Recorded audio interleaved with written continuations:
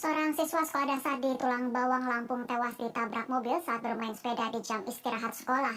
Diduga pengendara mobil tidak mengantisipasi saat korban tiba-tiba menghentikan laju sepedanya. Berdasarkan rekaman CCTV milik warga, nampak ada dua siswa sekolah dasar atau SD sedang bermain sepeda di Jalan Dwi Warga Tunggal Jaya, Tulang Bawang, Lampung. Namun salah satunya yaitu Adil Syaiful tiba-tiba laju sepedanya terhenti dan terjatuh. Saat terjatuh, sebuah mobil yang dikendarai oleh Susanto tanpa bisa dikendalikan menabrak Adil Syaiful. Tubuh Adil bisa ditarik dari kolong mobil setelah warga beramai-ramai mengangkat badan mobil. Adil sempat dibawa ke rumah sakit setempat, namun nyawanya tidak tertolong.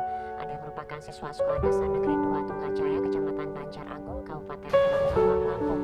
Menurut warga, sudah biasa dilakukan siswa-siswa SD Tunggajaya bermain sepeda saat jam istirahat.